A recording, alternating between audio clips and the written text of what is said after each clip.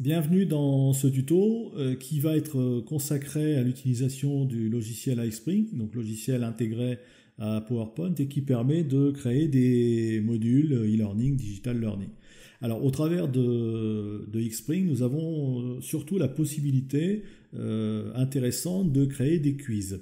Sauf que ces quiz nous apportent certaines limites dans leur réalisation, puisque si nous désirons effectuer un quiz, nous n'avons pas la possibilité d'avoir des feedbacks multiples. J'entends par là que lorsque nous posons une question, avec 3 réponses proposées par exemple, nous ne pouvons envoyer l'apprenant que vers un feedback correspondant à une réponse correcte ou vers un feedback correspondant à une réponse incorrecte. Le problème, c'est que si on veut apporter un peu plus d'éléments au travers des feedbacks, l'idéal, ça serait de pouvoir apporter un feedback personnalisé pour chaque réponse donnée par l'apprenant. Et donc, à partir de là, nous allons voir justement comment créer ces feedbacks et vous allez voir en quelques minutes de manière relativement simple. Donc ici, on peut supposer que dans ce module, le concepteur nous ait demandé d'intégrer un son ou une vidéo avec une voix, un personnage qui parle, qui s'exprime, et ensuite, dans le quiz qui suivra, il nous sera demandé, ou tout au moins il sera demandé à l'apprenant de répondre, de dire s'il avait trouvé cette voix claire, monotone ou éventuellement trop lente. Et en fonction de la réponse qu'il aura donnée, on l'emmènera vers une réponse qui sera adaptée. Alors, je vais donc ici, juste après la diapo qui correspond à la partie formative, je vais sélectionner une diapositive vide ou en insérer une, si jamais je n'en ai pas. Je la sélectionne et je vais donc aller créer un quiz. Donc, je sélectionne ici quiz dans la barre iSpring en haut et je vais choisir un quiz noté puisque je vais pouvoir récupérer les informations de score à la fin du module. Et puis, surtout, je ne suis pas dans une question d'enquête, je suis bien dans une évaluation formative. Donc ici, voilà comment se présente la partie qui vous permet de créer des quiz dans Xpring.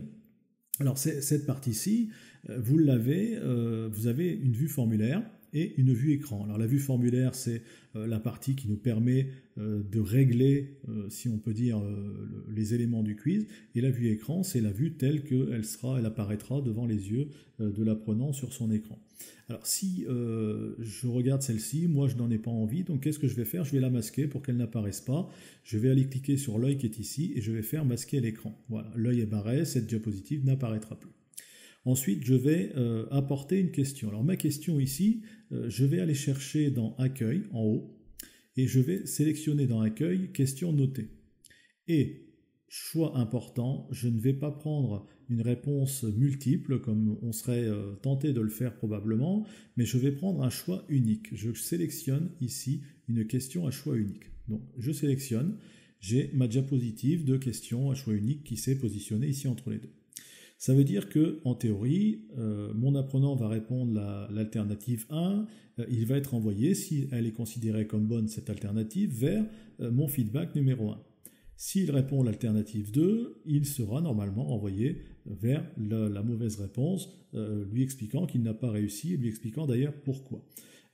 Par contre, s'il répond ici l'alternative 3, il n'y a pas pour nous la possibilité de rajouter une diapositive supplémentaire.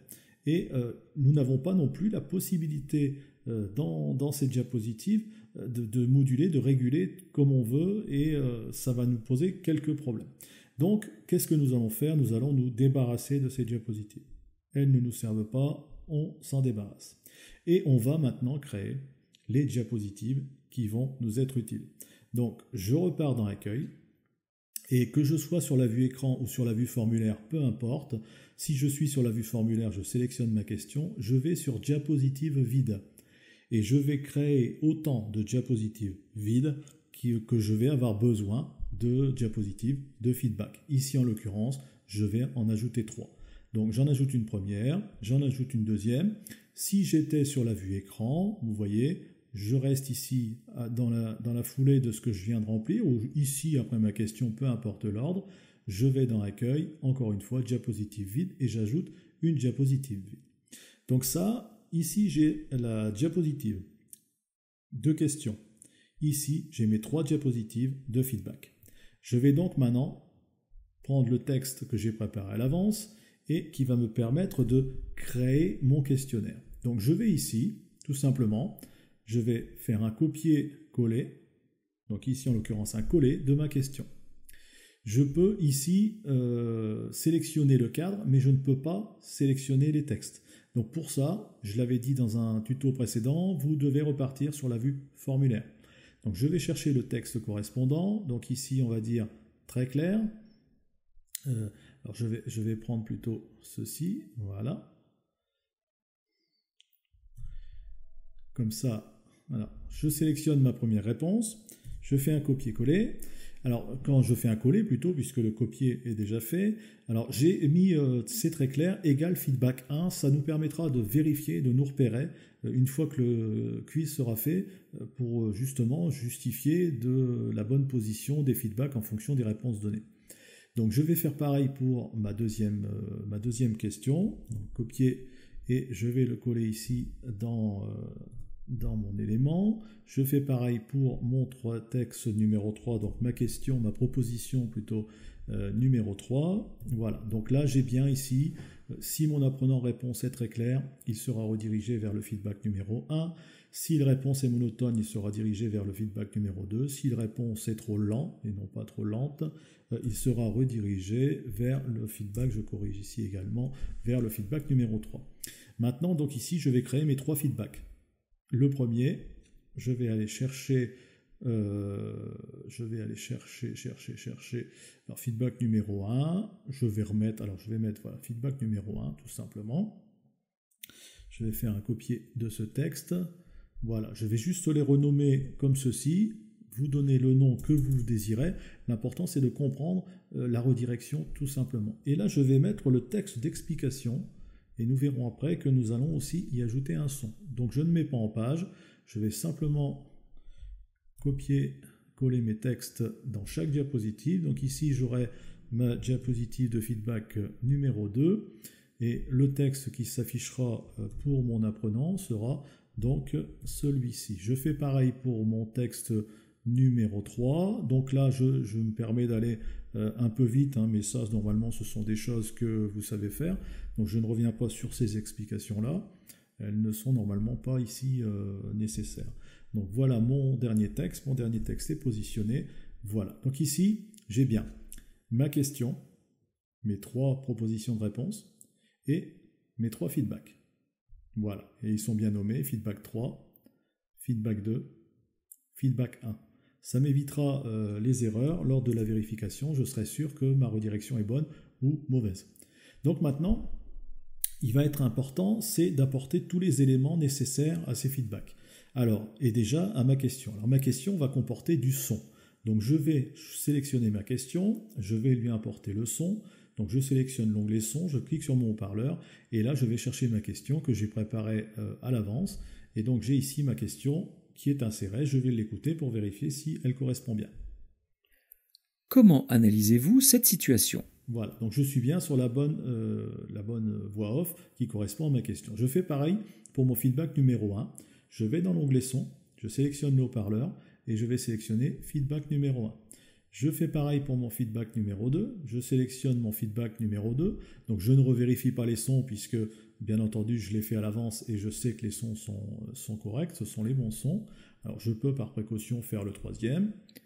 Il ne s'agit pas d'un problème de vitesse, mais de linéarité dans le... Voilà, donc je suis sur le bon son. Donc mes sons sont installés dans mes diapositives. Pour l'instant, je ne m'occupe pas de la position, de tout ça, je ne fais qu'insérer mes éléments. Alors maintenant, qu'est-ce que je vais faire ? Je vais aller dans ma question à nouveau.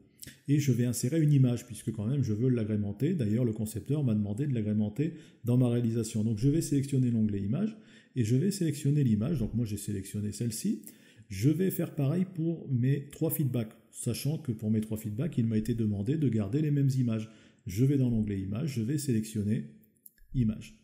Je fais pareil pour mes 3 onglets. Image, donc toujours la même diapositive, c'est-à-dire la même image. Voilà, mes 3 images sont bien insérées dans mes 3 feedbacks et ma question.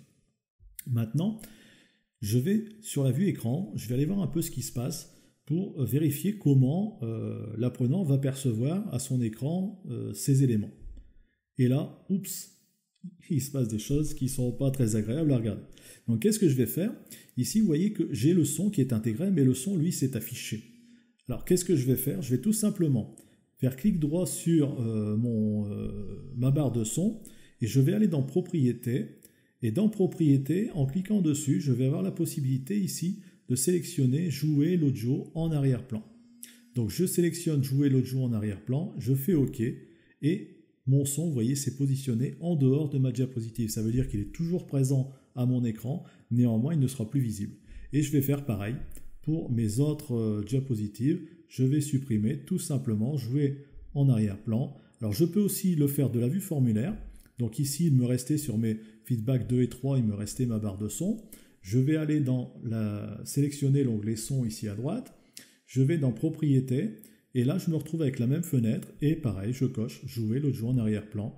Et je vais avoir exactement le même résultat. Donc ici, même chose pour le dernier. Jouer l'audio en arrière-plan. Si je vais revoir à nouveau dans la vue écran, eh bien effectivement, là, ma barre d'audio a disparu et ne viendra plus apparaître lorsque l'apprenant sera devant son écran. Alors maintenant, bien entendu, moi, le concepteur m'a demandé de mettre l'image à gauche et le texte à droite.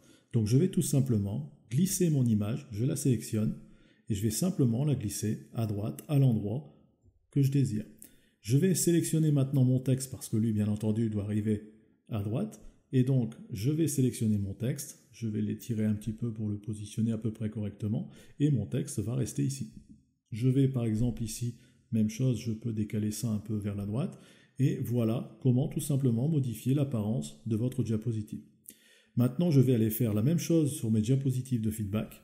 Ma diapositive de feedback 1, je vais commencer par le texte, par l'image, mais on pourrait très bien commencer également par le texte, et je vais positionner mon image à peu près au même endroit que ma première diapositive. Et il faut s'imaginer une chose assez importante au niveau du visuel, c'est que l'apprenant va systématiquement passer de la question à un des feedbacks. Donc il faut que tous vos feedbacks aient l'image placée au même endroit, mais surtout placée au même endroit par rapport à votre diapositive de question. Donc on va vérifier.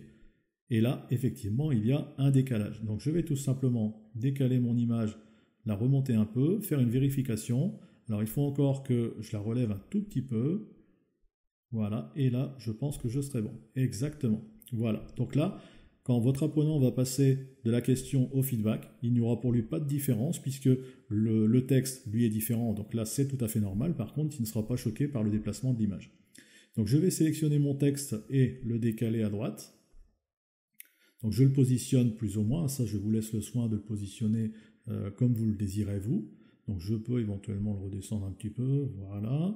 Je vais faire pareil avec ma diapositive de feedback ici et vérifier tout de suite si mon image est bien placée. Donc là j'ai effectivement un décalage, je pense que je ne devrais pas être loin de la vérité, encore un tout petit peu vers le haut. Voilà, là, d'accord, nous voyons bien que mon image ne bouge plus, donc elle est positionnée correctement. Je vais maintenant positionner mon texte à droite. Voilà, comme ceci. Je vais maintenant faire la même chose pour mon feedback numéro 3. Je vais positionner mon image plus ou moins au bon endroit. Je vérifie. Et là, j'ai effectivement un décalage. Donc mon image doit partir vers la gauche et remonter. Donc je vérifie. Encore un tout petit peu. Voilà. Et voilà, mon image est bien placée. Je vais donc maintenant tout simplement placer mon texte. Je replace mon texte ici. Hop. Voilà. Voilà mes textes tels qu'ils seront vus par l'apprenant. Texte de ma question et texte de mes feedbacks. Reste maintenant tout simplement à vérifier que mes feedbacks, que mes réponses redirigent bien vers les bons feedbacks et qu'en plus, les images apparaissent correctement et que le son est lu correctement. Alors pour ça, je vais repartir dans la vue formulaire. Donc ici à gauche, vue formulaire. Je reste sur ma question ici. Et sur ma question, je vais aller dans les commentaires et ramifier. Commentaires et ramifications. Donc je vais cocher ici, non pas commentaire par question, mais commentaire désactivé, ce qui va éviter d'avoir la petite fenêtre qui s'ouvre juste au milieu de l'écran. Ensuite ici, je vais aller, non pas désactiver, non pas parcourir par question, mais parcourir par réponse, puisque c'est la réponse qui va déterminer le feedback. Et là, si vous avez vu ici, si vous avez fait attention à cet endroit ici, j'ai une fenêtre qui s'est ouverte après chaque question. Et cette fenêtre va me permettre de définir la redirection. Et si je prends, donc ici on a dit la première réponse m'emmène vers le feedback numéro 1, je sélectionne l'onglet, et là j'ai le choix vers le feedback numéro 1. Donc je fais pareil pour le feedback numéro 2, je sélectionne le feedback numéro 2. Je fais pareil pour le feedback numéro 3, je sélectionne le feedback numéro 3. Et en théorie, je devrais avoir une redirection qui soit adaptée. Donc je vais sauvegarder par précaution. Voilà, et je vais vérifier. Donc je vais dans Aperçu, je fais prévisualiser le quiz. Comment analysez-vous cette situation? Voilà, donc ma voix correspond bien, j'ai bien ma voix, j'ai bien mon texte, et vous voyez que l'apprenant peut même augmenter le texte en zoomant dessus simplement. Alors ici, nous n'en avons pas vraiment l'utilité, néanmoins, pourquoi pas.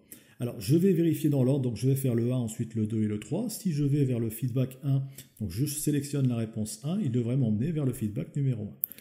C'est en effet clair, mais le ton est trop linéaire et on perd de la force de conviction.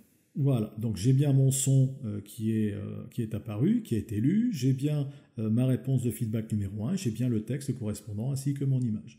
Donc je vais rafraîchir et je vais vérifier mon feedback Comment numéro 2. analysez-vous cette situation? Bon, je passe un peu le son. Et en là, effet, le ton est trop linéaire, on perd de la force de conviction. Voilà, donc là il m'a bien lu mon texte, d'accord, j'ai bien lu la voix off, j'ai bien ici, je suis bien en présence de la diapo du feedback numéro 2, je vais vérifier maintenant le feedback numéro 3. Comment analysez-vous cette situation? Et j'ai bien mon feedback Il ne s'agit numéro pas 3 d'un avec problème de mon son. vitesse, mais de linéarité dans le ton, ce qui fait perdre de la force de conviction. Voilà. Alors maintenant, il ne me reste plus qu'un petit détail à résoudre, c'est en fonction de nos besoins, en fonction de ce qu'on a décidé de faire, moi je veux ici que lorsque l'apprenant a vu le feedback, qu'il ne soit pas redirigé vers le début de la diapositive, vers le début du quiz. Donc je vais sélectionner chacun de mes feedbacks et je vais aller dans Ramification, ici en bas à droite, je vais sélectionner dans Ramification, Parcourir par question. Ensuite, je sélectionne l'onglet qui est en dessous, qui apparaît comme étant la question suivante, et soit je laisse question suivante, ou soit je fais terminer le quiz. Dans les deux cas, il passera à la question suivante, puisque le principe du PowerPoint, sauf s'il y a eu des liens qui ont été créés, l'emmènera, ou tout au moins lui fera terminer le quiz. Alors c'est, à mon sens, et je dis bien à mon sens, intéressant de dire terminer le quiz, parce que justement, à propos de ces ramifications, si vous avez créé des liens et des redirections de vos diapos, d'une diapo en sautant une ou en sautant plusieurs par exemple, pour éviter les parcours linéaires, terminer le quiz s'accrochera au lien qui suit, et non pas directement à la diapo qui suit. Donc, par principe, je préfère, moi, choisir terminer le quiz. Je vais sur la diapo feedback numéro 2 et je réitère l'opération. Je vais parcourir par question et même chose, je vais terminer le quiz. Feedback numéro 3, je vais faire la même chose dans ramification, parcourir la question, je fais terminer le quiz, et si je vérifie maintenant, je vais revérifier, faire une prévisualisation, je vais donc avoir mon Comment texte, analysez-vous cette 3, situation? par exemple, et si je fais Il ne s'agit pas d'un problème de vitesse, voilà, mais de finir, linéarité. il me ferme le quiz. Et à ce moment-là, ça veut dire qu'il me redirigera vers la diapositive suivante ou vers la diapositive vers laquelle plutôt un lien a été fait. Donc voilà comment créer un quiz avec des ramifications de manière très simple. Alors j'ai eu un rythme assez soutenu juste pour vous montrer qu'on peut aller relativement vite et que ça n'est vraiment pas difficile. L'important étant de repérer toutes les étapes les unes après les autres, de faire les choses dans l'ordre pour ne rien oublier. Et si vous le faites comme ça, normalement vous n'aurez aucune difficulté à créer vos quiz avec des ramifications multiples. Voilà, j'espère que ce tuto vous sera bien utile et si vous avez des questions, n'hésitez pas à me les poser, pourquoi pas, si je peux vous aider.